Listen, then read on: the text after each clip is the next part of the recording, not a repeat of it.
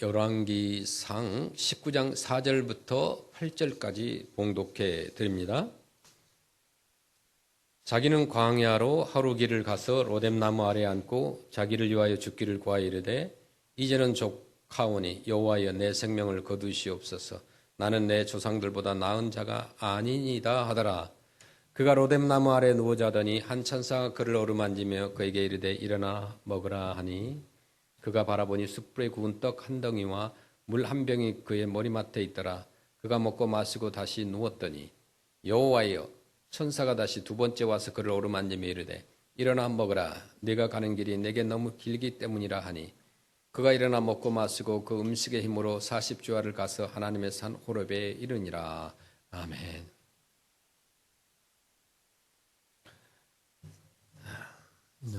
여러분 요즘 힘드신 분들이 계실 것입니다. 뭐 사는 게 쉽지 않아요. 점점 정치적으로, 경제적으로, 문화적으로 점점점 어려워지고 있어요. 저도 마찬가지예요. 저도 힘들 때가 많습니다. 미국 내에서 우리가 정신적 질병 중에서 가장 무서운 것 중 하나가 뭐냐면 우울증이라고 그래요. 영적인 침체 속에서 지쳐있는 우리 모든 크리스찬들이든 넌 크리스찬들이든 상관없어 모두가 다 힘들어요. 이때 하나님의 말씀을 통해서 이 오늘날 힘든 과정, 또 우울함을 우리가 이겨내기를 소망합니다. 미국에서 작년도의 통계에 의하면 10만 명당 15명 정도가 우울증으로 자살을 했어요. 그러니까 프레스노와 우리 얼반시티 주변 도시까지 100만 명 도시입니다. 그러니까 한 해에 우리 프레스노와 카운티에서 150명 정도가 우울증으로 자살했다 생각하시면 돼요. 굉장한 숫자예요. 그래서 우울증은 되게 슬픔과 또 무관심, 절망과 함께 불면증을 동반한다고 그래요. 잠이 안 오는 거죠. 우울증에 걸린 사람들은. 눈이 그냥 빨갛게 돼가지고 옵니다. 또 식욕이 저하됩니다. 또 우울증에 걸리면 집중을 못합니다. 심하면은 이제 그 헛된 소리를 들어요. 사단 마귀가 하는 거죠. 죽어라, 네 자신 자살해라, 막 그렇게 환청이 들린다고 그래요. 누구나 다 우리 인간이면 잠깐씩 우울증에 빠질 때가 있습니다. 어떤 사람들은 항상 우울증에 사로잡혀 있는데 이런 것을 이제 침체 현상이라고 그래요. 때로는 우리 경건한 크리스찬들도 우울증에 또 영적인 침체 현상에 빠질 수가 있어요. 우리 신실한 크리스찬도 우울증에 걸릴 수 있다는 얘기예요. 나는 믿음이 강하니까 절대 안 걸려. 이게 아니에요. 오늘 그 성경 인물 가운데 엘리야 하면 강력한 영적인 리더자입니다. 그의 영적인 능력과 리더십이 얼마나 강합니까? 그럼에도 불구하고 엘리야도 잠시 동안 영적인 침체에 빠지기도 했다는 거죠.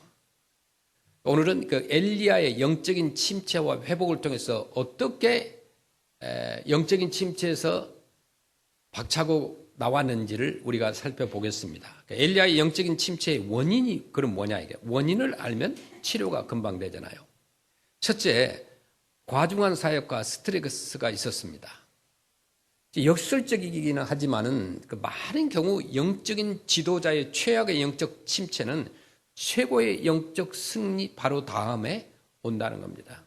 목회자에게 있어서 설교가 끝나고 나면 오후가 되면 뭔가가 좀 침체된 부분이 있어요. 그것이 다시 회복되기도 하죠. 찬양 사역자들도 똑같고 누구든지 똑같아요. 오늘 본문의 그 18장에 보니까 엘리야는 850명의 바알과 아스라의 선지자들과 갈멜산에서 홀로 싸워 이겼습니다. 하나님은 그의 기도를 들으시고 하늘에서 불을 내려서 제단을 사름으로써 주님의 영광을 보이셨습니다. 엘리야는 이에 힘입어서 사람들에게 명하여 수많은 우상 숭배하는 선지자들을 처형을 했어요. 그리고 다시 기도하니까 3년 반 동안에 비가 내리질 않았는데 엄청난 폭우가 기도하니까 쏟아졌습니다. 그때 하나님의 능력이 엘리야에게 임하였고 또 그 능력으로 엘리야는 그 폭우 속을 왕의 마차보다도 더 빨리 달려나가며 영적 승리의 축제를 누렸습니다. 그 모든 엄청난 사건들이 다 하루에 일어난 거예요. 엘리야가 육체적, 정신적, 영적으로 탈진된 것은 당연하죠. 거기다가 악한 아합 왕보다도 더 악한 아내 이세벨은 사람을 보내가지고 엘리야를 24시간 이내에 죽이겠다고 협박을 합니다. 열왕기상 19장 2절에 이에 이세벨이 사자를 엘리야에게 보내 이르되 내가 내일 이맘때는 반드시 내 생명을 저 사람들 중 한 사람의 생명과 같게 하리라. 그렇게 하지 아니하면 신들이 내게 벌 위에 벌을 내리기를 원하노라 한지라. 이렇게 했습니다.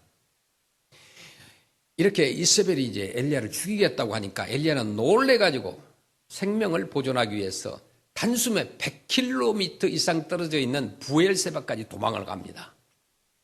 뭐 죽이겠다고 하니까 도망가야죠. 살기 위해서. 100km를 도망간 거예요. 그 옛날에 뭐 차가 있었겠어요? 뭐 비행기가 있었겠어요? 그냥 달려간 거죠. 살기 위해서. 숨이 턱에 차서 부엘세바에 도착한 뒤에는 완전히 탈진해 버렸습니다. 그 지친 사환을 부엘세바에 떼어놓고 혼자 광야길을 이제 들어섰습니다. 열왕기상 19장 4절에 자기는 광야로 들어가 하루 길쯤 가서 한 로뎀 나무 아래 앉아서 자기 죽기를 원하여 이르되 여호와여 넉넉하오니 지금 내 생명을 거두시옵소서. 나는 내 조상들보다 낫지 못하나이다 하고 이렇게 말씀합니다. 엘리야가 이처럼 비탄에 빠져서 말을 한 것은 아마도 우상 숭배 척결이라는 큰 사명감으로 아합 앞에 나섰으나 아무것도 이루지 못한 채 이세벨의 위협에 쫓겨서 피신해야 하는 자신의 처지를 보고 허탈함과 심한 좌절에 빠졌기 때문일 것입니다. 오늘날 대부분의 영적 침체에 많은 크리스찬들이, 많은 사람들이 시달립니다. 우리의 삶 자체가 육체적, 정신적, 영적 에너지를 소멸시켜 갈 수 있습니다. 충전할 시간은 없는데 너무 바쁘니까 방전할 기회가 너무 많다는 거예요. 이런 상황이 일어날 때 왜 나만 이럴까 하고 당황해하지 말고 우리가 엘리야와 같은 위대한 영적 지도자들에게도 종종 일어났던 일이니까 하고 좀 은혜롭게 여러분 넘기시길 바랍니다. 이렇게 피곤하고 지쳤을 때는요, 명쾌하게 생각할 능력이 없어요. 작은 비판 하나에도요, 칼같이 예민하고 또 그렇게 반응합니다. 엘리야가 바로 그런 지금 상황이에요. 엘리야는 아합 왕과 850명의 우상 선지자들과 홀라 맞서 싸웠습니다. 그래서 엘리야는 이세벨이 죽이겠다는 협박 하나로 공포에 질려 도망가고 있습니다. 이것은 엘리야의 영적 침체의 두 번째 이유로 이어졌는데 열왕기상 19장 5절에 오뎀 나무 아래 누워 자더니 천사가 그를 어루만지며 그에게 이르되 일어나서 먹으라 하는지라. 본즉 머리맡에 숯불에 구운 떡과 한 병 물이 있더라. 이에 먹고 마시고 다시 누웠더니 여호와의 천사가 또다시 와서 어루만지며 이르되 일어나서 먹으라. 내가 갈 길을 다 가지 못할 가노라 하는지라. 이에 일어나 먹고 마시고 그 식물의 힘을 의지하여 40주 40야를 가서 하나님의 산 호렙에 이르니라. 이렇게 말씀합니다. 자, 로뎀 나무는 노간주 나무로 광야에서 그늘을 제공하는 나무입니다. 그래서 심하게 탈진한 엘리야는 천사를 통해서 회복되고 있습니다. 그 영적 침체에 그가 가졌던 원인은 두 번째 뭐냐?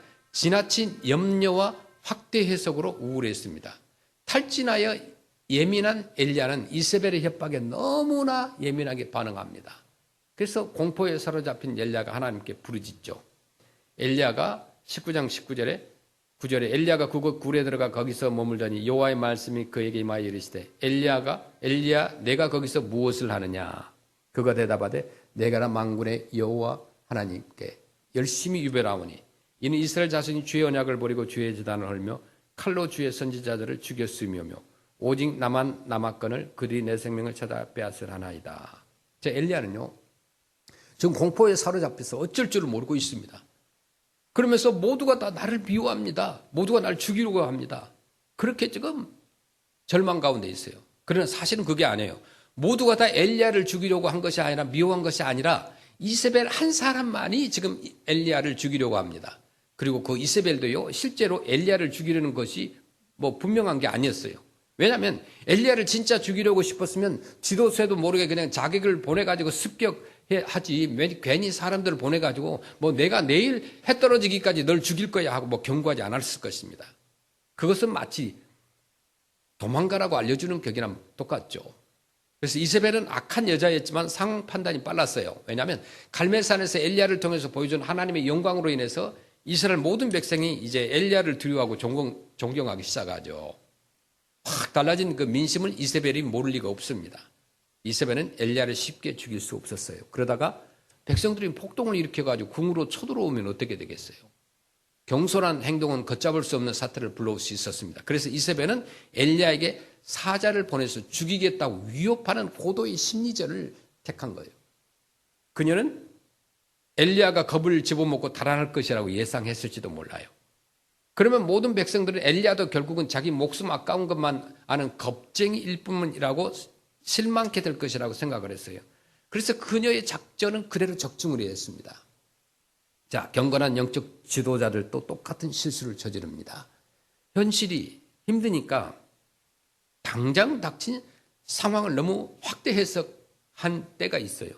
그 영적으로 침체되어 있으면 항상 부정적인 쪽으로 상상을 많이 합니다. 사바랑이 먹구름투성이고 모두가 자신을 미워하는 것 같고 아무도 나를 도와주지 않는 것 같습니다. 그래서 옛날에 그런 동화책에 나오는 이야기가 있잖아요. 천둥 소리가 나니까 세계가 멸망하는 줄 알고 막 도망가는 거예요. 남들이 도망가니까 나도 도망가는 거죠. 영적 침체는 언제 오느냐? 비교 의식 때문에 옵니다. 엘리야의 세 번째 실수는 뭐냐? 남과 비교하는 것이었어요. 열왕기상 19장 4절에 엘리야는 광야로 들어가 하루쯤 걸어가서 로뎀나무 아래 앉았습니다. 그는 하나님께 주님, 이제는 충분합니다. 제 생명을 거두어 주십시오. 저는 제 조상들보다 나을 것이 없습니다. 하고 말하며 죽기를 원했습니다. 너무 영적으로 침체되니까 엘리야는 자신을 위대한 믿음의 조상들과 비교하면서 자신은 너무 못난 존재라고 자책을 했어요. 많은 영적 지도자들도 똑같습니다. 자신과 남을 비교하는 것처럼 스스로를 비참하게 만드는 일은 없다는 거죠. 정말 지혜롭지 못한 일이고 하나님이 싫어하는 일입니다. 남과 스스로를 비교하지 말아야 할 이유가 있어요. 첫째, 왜 우리가 남과 비교를 하지 말아야 되느냐? 그 이유가 모두가 다 다르기 때문에 비교할 필요가 없어요. 어떻게 독수리와 사자를 비교해서 누가 더 위대한 존재냐고 말할 수 있겠습니까? 모든 사람은 은사가 달라요. 그리고 분야가 다르고 관심이 달라요. 만약 여러분이 자꾸 남과 비교하고 남을 흉내 내려고 한다면 금방 우리는 우울해지고 말아요. 하나님은요, 여러분이 스스로를 있는 그대로 사랑하고 받아들이는 것을 요구하십니다. 그것이 영적 침체를 막는 예방약이 된다는 거죠. 두 번째는 우리가 항상 우러러 보는 가장 위대한 영적 지도자들도 실상을 알고 보면요, 그 속에 영혼의 그림자가 있고 치명적인 약점과 실수들과 고민들을 많이 안고 있기 때문인 거예요. 그래서 영적 침체는 불필요한 자책감이 우울하게 만듭니다. 자, 엘리야의 영적 침체의 원인은 뭐예요? 과도한 자책감이었어요. 그는 자신이 잘못한 것도 아닌 것까지도 책임을 지려고 했습니다. 책임감을 갖는 것은 좋지만 하나님의 영적 지도자들이 너무 지나치게 불필요한 자책을 하는 것을 원치 않으십니다.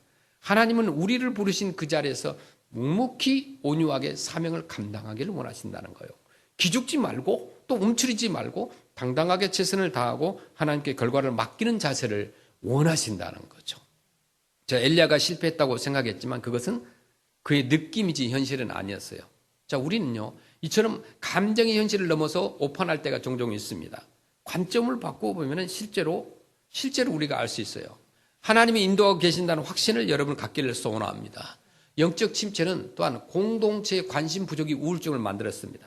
이 모든 과정을 겪은 엘리야가 혼자라는 사실입니다. 물론 도와주는 종들이 있기는 하지만 그와 비슷한 수준으로 기도해주고 격려해주는 믿음의 공동체가 아니라는 사실이죠. 자, 영적 지도자들의 공통적인 고백은 유명해지고 사익이 커질수록 진심으로 마음을 터놓고 나눌 수 있는 친구가 줄어든다는 거죠. 선교사도 마찬가지입니다.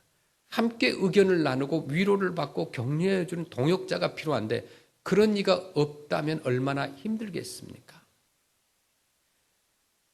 선교사님들을 위해서 기도와 후원뿐만 아니라 우리가 커뮤니케이션을 유지하는 것 대단히 중요하다는 거죠. 그분들에게 쉼을 주는 것도 필요해요. 자, 영적 침체를 치유하는 하나님 방법이 그러면 뭐냐 이거요.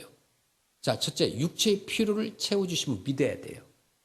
탈진한 엘리야가 지금 어디에 있어요? 나무 밑에서 잠이 드니까 잠이 들고 있는 사이에 하나님의 천사가 그를 만지면서 흔들면서 일어나 먹으라고 했어요. 엘리야는 주위를 살피고는 먹고 마신 뒤 어떻게 했어요? 또 잠이 들었어요. 정신없이 자고 일어났더니 천사가 다시 말하기를 갈 길이 머니까 일어나서 한 번 더 먹으라 그랬어요. 그래서 엘리야는 먹고 마시고 힘을 얻어서 계속 걸어갈 수 있었다는 거죠. 하나님이 지친 엘리야를 다루신 첫 번째 방법은 뭐예요? 잘 재웠어요. 그리고 어떻게 해서 두 번째 잘 먹였어요. 그 다음에 쉬게 하는 거예요. 많은 우리 크리스찬들이 모든 문제를 너무 영적인 시각으로만 해석하려고 합니다. 뭐 좋은 방법이에요. 그런데 뜻밖에도 정신적, 영적 컨디션은 육체의 컨디션에 많은 영향을 받습니다. 여러분 만약에 잠을 잘 자지 못하고 먹지 못하고 쉬지 못하면 사람은 어떻게 돼요? 아주 예민해져요. 뭐 짜증이 나게 됩니다. 내가 일부러 그러려고 한 것이 아니라 내 몸이 자동으로 그렇게 돼요. 몸이 아파도 사람이 예민해집니다. 우울증에 빠진 사람들 가운데는 자신의 육체를 제대로 관리 안 하는 사람들이 많아요. 밥도 제대로 안 먹고 잠도 제대로 안 자고 씻거나 자기를 단정하게 다듬지도 않고 운동도 잘 안 합니다. 그 많은 영적 지도자들이 너무 많은 제 사역을 하느라 때로는 자신의 육체의 한계를 훨씬 넘어가 버리기도 합니다. 물론 희생적으로 사용하는 것은 존경할 만한 일이지만 이러다 보니까 자기도 모르게 자신의 육체를 갉아먹게 되고 조기 탈진 현상, 침체 현상이 소리 없이 찾아오더라 이거예요. 이럴 때 사고가 납니다. 하나님께서는 우리가 제대로 먹고 마시고 자고 쉴 때 정신과 육체가 가장 건강하게 작동하게끔 만들어 놓으신 거예요. 그래서 주 5일, 6일 일하고 하루를 주님 앞에 안식일에 나와서 예배드리고 육체적으로 영적으로도 쉬는 것이 필요해요. 기분 좋게 잘 먹고 운동하고 잘 주어주는 것이 우리 사이에 엄청난 활기를 불어넣어줍니다. 그거 대단해요. 이게 정말 청년 때는 몰랐는데 지금은요, 맛있는 음식을 먹고 나면 육체적으로 회복이 돼요. 정말 뭔가 달라요. 그래서 가끔 여러분 좋은 레스토랑도 가고 좋은 음식도 좀 드시길 바랍니다. 그러면서 회복하셔야 돼요. 맨날 집에서 뭐 아내가 해주는 것만 먹지 말고 가끔 어디 가야 돼요. 어디 가서 좀 리프레시 해야 돼요. 음식도. 이 영적 지도자들이 영적 침체를 너무 신앙적으로만 해석해가지고 너무 경건하기 때문에 어떤 사람은 레스토랑 절대로 안 가. 뭐 이런 사람들 휴가도 안 가. 저는 여러분 가능하면 휴가도 가시고 좋은 레스토랑도 가시십시오. 그리고 뭐 지난번에도 우리가 신발 도네이션을 가지러 LA를 갔습니다. LA 가서 7명이 갔는데 가서 아침에 코리안 타운에 가서 미팅 겸 아침 식사를 했어요. 그냥 해장국. 물론 우리가 뭐 술을 먹어서 해장하기 위해서 먹는 건 아니에요. 그러나 그 아침이 되는 것이 있어요. 그래서 아침에 새벽 4시에 일어나서 그런데요, 한국 사람 저 혼자밖에 없거든요. 다 우리 몽 형제들이랑 백인 이렇게 다 가는데 제가 그랬어요. 아침에 4시에 와서 한인타운에 가서 아침을 먹을래? 아니면 아침에 7시에 와서 그냥 먹지 않고 가서 신발을 신고 올래? 다들 물어봤어요. 그랬더니 전부 다 아침을 먹겠다는 거예요. 그래서 새벽 4시, 4시 반에 교회 예배드리러 4시 반에 오라고 하면 안 왔을 건데 전부 와가지고 차를 타가지고 다운타운에 한인타운에 가가지고 아침 식사를 잘 했어요. 그리고 한 4시간 정도 실컷 또 일을 하고 신발을 신고 끝나고 트럭은 먼저 보내고 우리는 또다시 한국 식당에 가서 실컷 먹었어요. 그러고 나니까 사람들이 너무 기분이 좋아요. 차에서 코를 골면서 잠을 자면서 그 다음에 프레스노까지 도착을 했어요. 그런데요, 몸은 피곤한데 그렇게 맛있는 음식을 먹고 나니까 막 힘이 나요. 힘이 나. 굉장히 중요합니다. 우리 크리스찬들 기도만 하면 된다라고 생각합니다. 성경만 읽으면 된다라고 생각합니다. 그러나 그것이 문제를 다 해결하는 것은 아니에요. 자, 세계 정상급 테니스 스타들이 왜 다른 선수들과 다른가를 알아내기 위해서 수천 시간이 넘는 프로 선수들의 게임을 분석한 짐 로호라는 스포츠 전문가는 정작 경기가 진행될 때는 결정적인 차이점을 찾아내지 못했는데 테니스 경기 사이사이에 포인트와 포인트 사이에 한 세트와 그 다음 세트 사이가 달랐다는 거예요. 최고의 선수들은 틈틈이 휴식을 취하는 한결 나은 방법을 갖고 있었다는 거예요. 10초, 16초, 20초라는 그 짧은 틈새 동안 심장의 박동수를 낮추고 마음의 긴장을 풀고 다시 집중력을 찾더라는 거예요. 그 두세 시간씩 지속되는 테니스 경기에서 이런 초단기 회복 습관은 엄청난 차이를 만들더라는 거예요. 즉 탁월한 재능과 기술도 중요하지만 뛰어난 에너지 회복력이 승자와 패자의 자리를 만든다는 것입니다. 여러분, 휴식과 회복 시간이 없으면 신체는 내부의 독소를 육체적으로 정신적으로 제거할 기회를 갖지 못한다고 그래요. 그래서 리더들이 최고의 아이디어를 얻을 때 어디에 있었는가를 밝혀낸 연구에 따르면요, 대부분의 리더들이 어떤 발명품을 만든다든가 좋은 아이디어를 낼 때 어디서 했느냐? 대부분 공원을 돌아다닐 때, 그다음에 운동을 하다가 아니면 뭐 극장 같은 곳에 쉬면서 움직이면서 아이디어를 얻었다는 거예요. 일하고 있지 않았던 거예요. 막 일할 때, 바쁘게 일할 때 아이디어가 나타나질 않아요. 자, 중간중간 일의 속박에서 번어난 이런 쉼표는 열정적인 부활을 가능케 합니다. 그래서 휴가가 필요해요. 저도 1년에 한 번은 쉬어야 돼요. 그래서 저는 그것만 생각해요. 언제 오나? 좀 쉬고 싶다. 막 그럴 때 있잖아요. 뭐 쉴 시간이 없으니까. 자, 2차 세계대전 때 영국의 윈스턴 처칠이요, 눈꽃을 새 없이 바쁜 하루하루를 보내면서 무엇을 했느냐면요, 낮잠을 짧게 잤다는 거예요. 그리고 캠퍼스를 들고 나가서 몇 시간씩 그림을 그리곤 했다는 거예요. 그렇게 바쁜데. 레오나르도 다빈치도 마찬가지예요. 전략적으로 낮잠을 좋아해서 그 유명한 최후의 만찬을 그릴 때는 종종 몇 시간씩 앉아서 졸거나 공상에 잠기곤 해서 그 그림을 의뢰했던 사람들을 당황케 했다는 거예요. 아니, 그림은 안 그리고 졸고 있으니까, 자고 있으니까. 다빈치는요, 훗날 이렇게 말했어요. 가장 위대한 천재들은 때로 일을 덜 할 때 더 많은 것을 성취한다. 자, 영적인 침체 현상이 계속 나타날 때 첫 번째 점검할 것은 뭐냐면 육체적 컨디션이에요. 밤에 충분히 자고 있는가? 그리고 식사와 운동과 산책과 적당한 취미 생활을 통해서 안정을 취하고 있는가? 두 번째, 우리의 심정을 하나님께 쏟아놓을 때 영적 침체가 회복됩니다. 자, 엘리야가 충분히 먹고 자고 난 뒤에 아침에 하나님께서 서늘한 동굴에 나타나서 마침내 대화를 시작하죠. 엘리야야, 네가 어찌하여 여기 있느냐? 그러자 엘리야는 기다렸다는 듯이 자신의 답답한 마음을 하나님께 쏟아놓기 시작합니다. 엘리야는 그냥 마음속에 있는 그런 말을 그대로 쏟아놓은 거예요. 그러나 적어도 그는 하나님 앞에는 정직했어요. 하나님은 가만히 듣고 계셨습니다. 그렇게 해서 씩씩거리는 엘리야의 힘이 다 빠지길 기다리셨습니다. 모든 것을 아시는 하나님은 엘리야의 이 과격한 불평 토로에도 놀라지 않으셨어요. 쌓이고 쌓인 그의 감정을 어떤 판단이나 야단침 없이 가만히 존중해 주셨어요.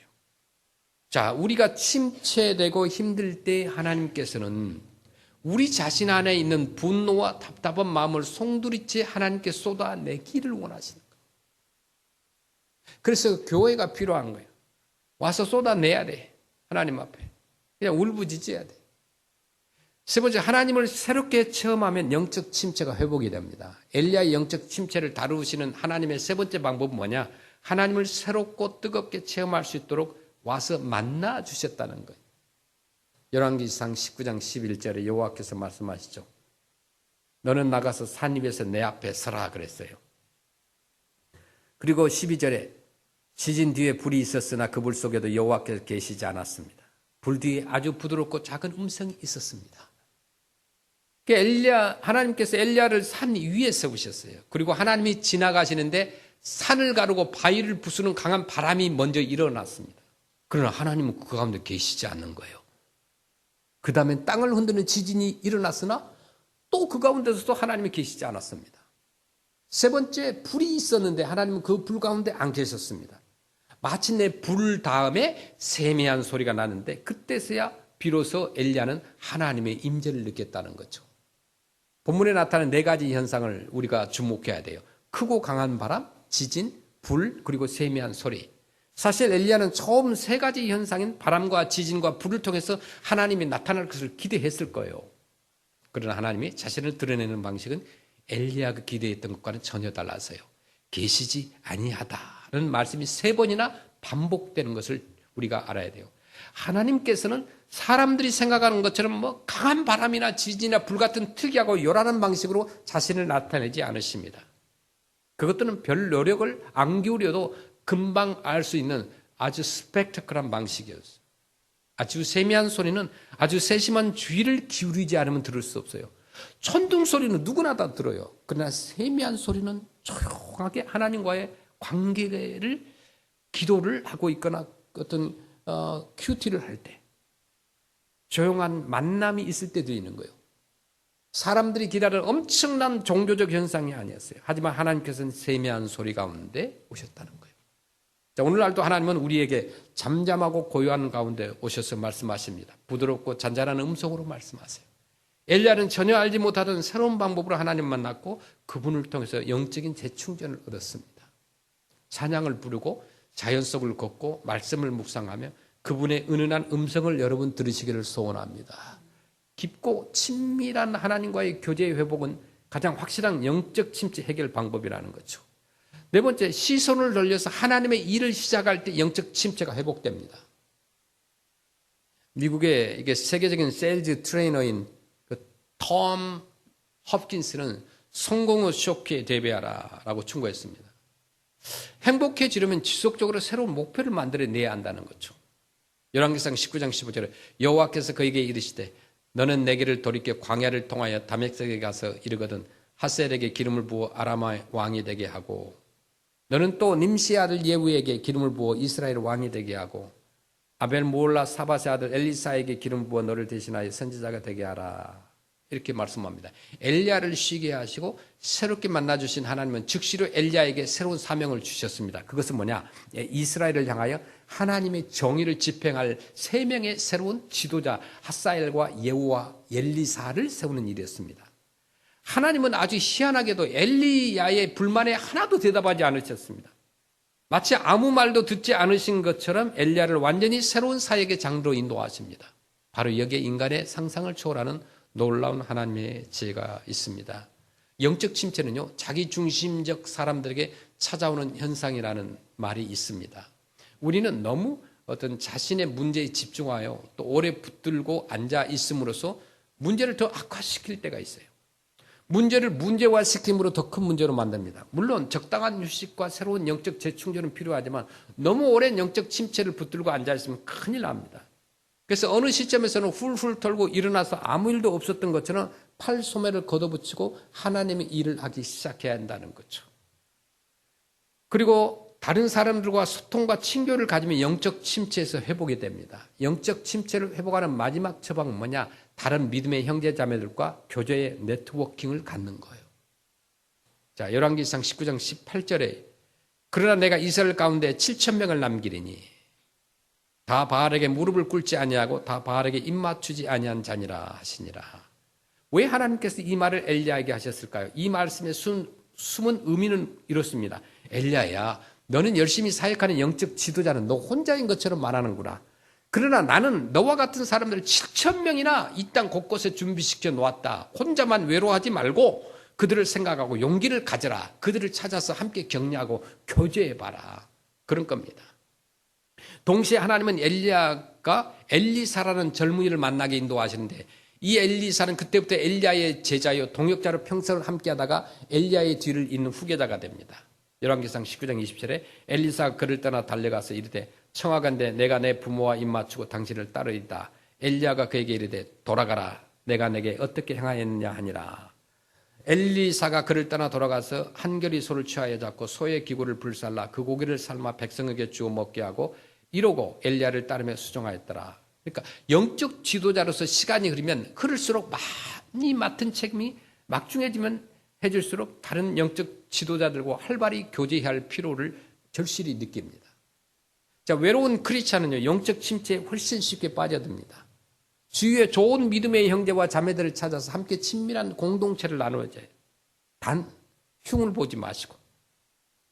어렵고 힘든 영적 침체 순간에 엘리야에게 주셨던 하나님의 해결책을 가슴에 여러분 새기시길 바랍니다. 먼저 우리의 기본적인 육체적 필요를 채워야 돼요. 마음을 정직하게 하고 하나님 앞에 쏟아놓고 세미한 소리 가운데 오시는 하나님을 새롭고 뜨겁게 체험하시길 바랍니다. 하나님이 보여주시는 일들을 우리가 시작해야 돼요. 믿음의 형제 자매들과 활발히 교제해야 돼요. 하나님은 바로 여러분의 편이에요. 지금도 하나님은 성도들의 기도 소리를 듣고 계십니다. 하나님 여러분의 문제를 해결해 주세요. 예수 그리스도께서 우리 영적 침체 그것을 아시고 계세요. 그분께 맡기고 승리하시기를 주의 이름으로 축원합니다.